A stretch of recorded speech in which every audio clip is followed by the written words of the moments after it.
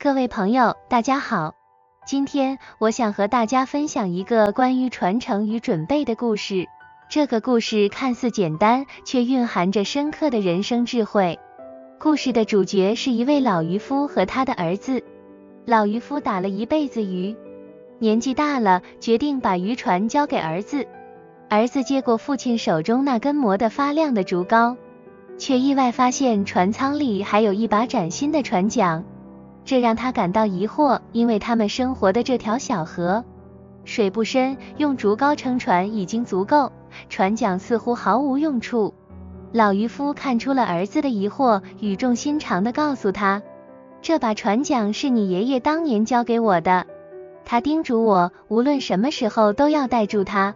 现在我也把这个祖训传给你，你要好好带着它。儿子虽然不解，但还是听从了父亲的话。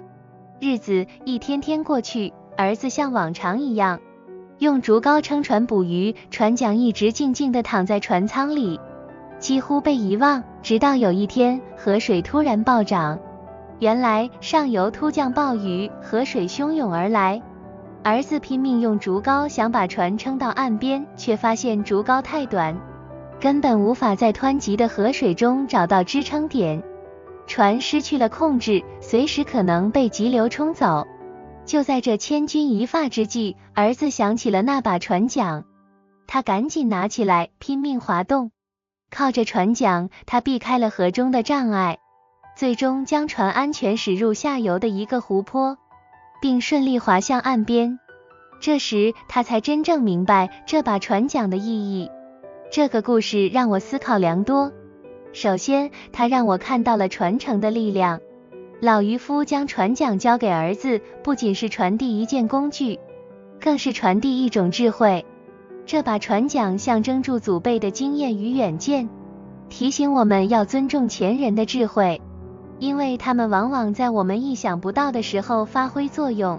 其次，这个故事告诉我们未雨绸缪的重要性。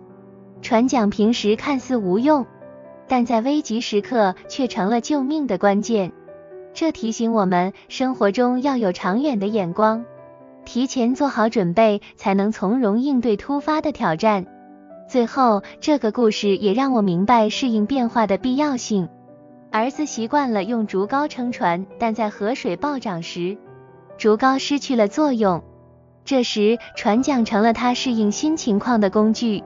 这告诉我们，面对变化时，要灵活应变，善于利用手头的资源，才能化险为夷。朋友们，我们每个人的生命中，或许都有一把船桨，它可能是长辈的叮嘱，可能是我们学到的某种技能，也可能是我们平时觉得无用却一直保留的东西。请不要轻视它们，因为它们很可能在未来的某一天，成为我们渡过难关的关键。让我们学会珍惜前人的智慧，做好准备，并在变化中保持灵活与坚韧，这样我们才能在人生的河流中稳稳地驶向属于自己的彼岸。谢谢大家。最后来个幽默小语。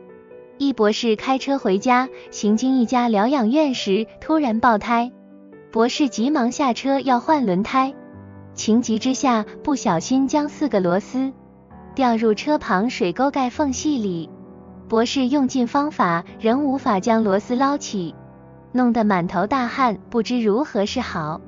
这时在一旁围观许久的病人也跟住议论住，其中一人对博士说，你先把其他3个轮胎各拆1个螺丝来装，再开去修车厂啊。博士一时顿悟，照住病人的话做，果然不一会儿车子可以开动了。这时博士感恩又疑惑地问这位聪明的病人说，咦，你这么聪明，怎么会待在疗养院？病人说，我是疯子，又不是笨蛋。